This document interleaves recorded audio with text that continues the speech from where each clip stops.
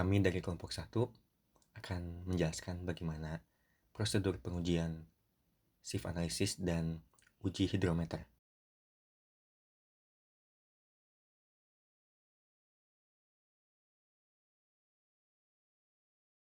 Peralatan yang digunakan pada uji shift analysis adalah sebagai berikut. Satu set shift dengan ukuran menurut standar yaitu nomor 4, 10, 20, 40, 60, 100, 200, dan pen. Timbangan dengan ketelitian 0,01 gram, shift shaker, stopwatch, oven, mortar dan alu. Keringkan sampel tanah dalam oven pada suhu 110 derajat.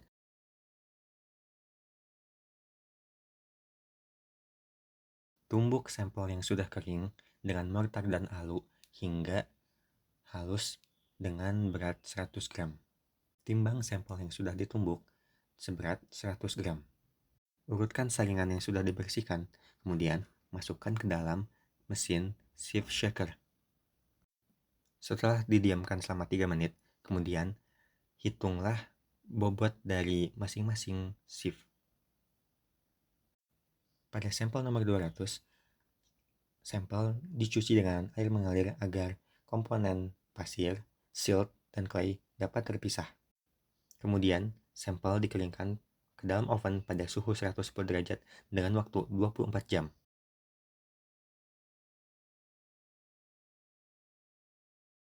Peralatan yang digunakan pada uji hidrometer test adalah sebagai berikut.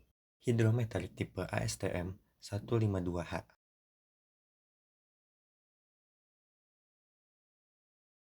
Tabung gelas ukur dengan volume 1000 cc atau 1000 mili. Termometer. Mixer dan mangkoknya. Stopwatch.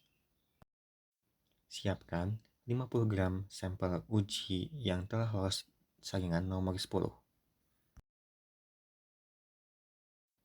Larutkan sodium heksametafosfat ke dalam 250 ml Aquades. Kocok hingga larut.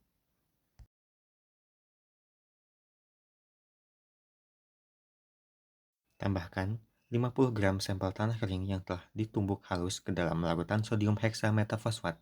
Kocok hingga tercampur. Pindahkan campuran tersebut ke dalam gelas untuk dimixer ke dalam mesin mixer hidrometer.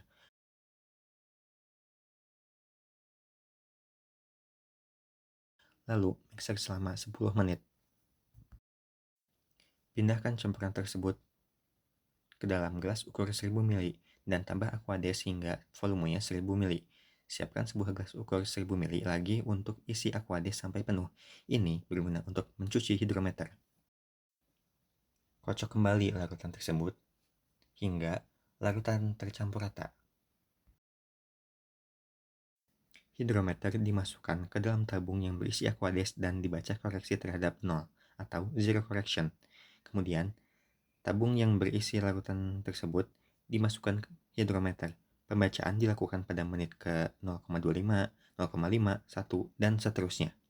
Temperatur juga diukur pada setelah pembacaan.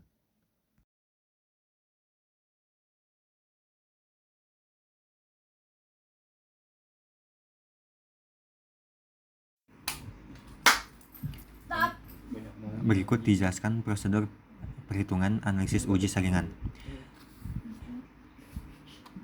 Pada kolom saringan USA diberikan saringan dengan berbagai jenis, yaitu saringan nomor 4, 10, 20, 40, 100, 200, dan pen.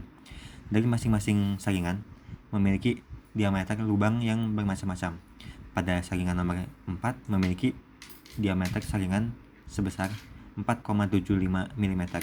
Pada saringan 10 memiliki diameter saringan 2,0. Pada saringan 20, diameter saringan adalah 0,85. Pada saringan 40, diameter saringan adalah 0,425.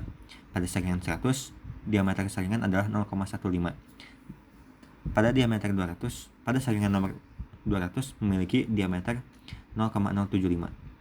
Kemudian ada pen. Untuk berat saringan, pada saringan nomor 4 memiliki berat saringan yaitu 386 gram. Berat saringan ditambahkan dengan berat tanah adalah 386 gram. Ini artinya berat tertahan pada saringan nomor 4 adalah 0 gram, karena tidak ada tanah yang tertahan pada saringan nomor 4. Jika dikumulatifkan, maka persentase yang lolos pada saringan nomor 4 adalah 100 gram. Artinya, persentase lolos yang melewati saringan nomor 4 adalah 100%. Perhitungan yang sama dilakukan pada saringan nomor 10, 20, 40, 100, dan 200.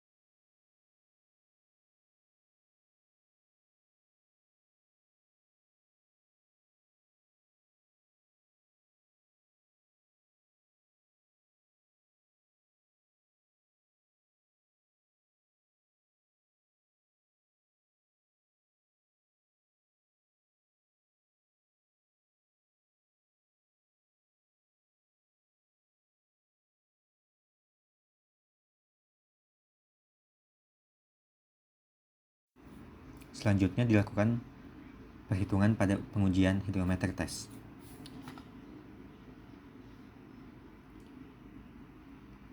Nilai A adalah 1, kemudian nilai K adalah 0,0129, kemudian nilai GS adalah 2,65, lalu nilai WS adalah 50, kemudian zero correction C0 adalah negatif 2, lalu temperature correction atau CT yaitu 2,5, kemudian meniscus correction sebesar 3, dan persen passing lolos nomor 200 adalah 38.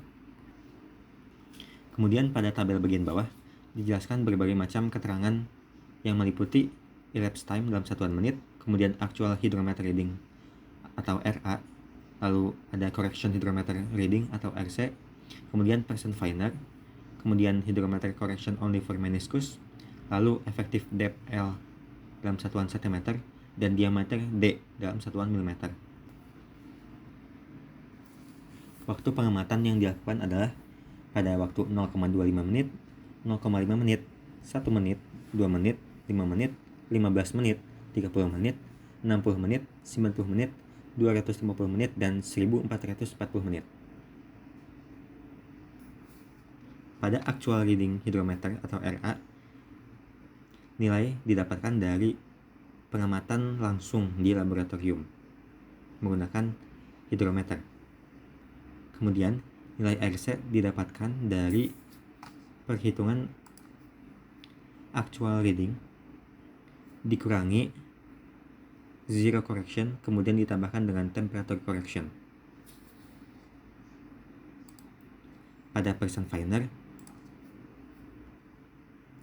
nilai correction reading dikalikan dengan nilai A, kemudian dibagikan dengan weight of soil, lalu dikalikan 100, kemudian dikalikan dengan 100%.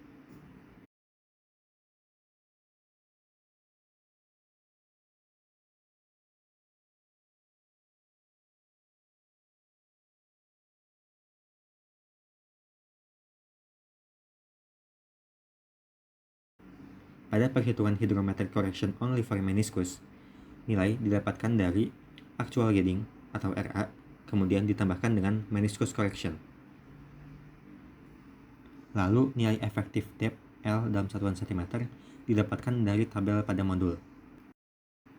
Kemudian nilai diameter D didapatkan dari perhitungan K dikalikan dengan effective depth L, kemudian dibagikan dengan elapsed time, lalu dipangkatkan 0,5, kemudian dikalikan dengan 1. Persentase gravel adalah sebesar 2. Cara menghitungnya adalah nilai 100 dikurangi oleh persen saringan lolos nomor 10. Kemudian untuk persentase sand adalah 100 dikurang persano loss 200 kemudian dikurangi oleh persentase gravel. Pada persentase silt, nilai didapatkan dari 100 dikurangi oleh persentase gravel, kemudian ditambahkan oleh persentase sand, dan ditambahkan persentase clay. Persentase clay didapatkan dari rata-rata nilai persen finer pada waktu pengamatan 90 menit, 250 menit, dan 1440 menit. Dari hasil analisis perhitungan yang telah kita lakukan, didapati bahwa klasifikasi tanah yang kita uji adalah clayey silty sand.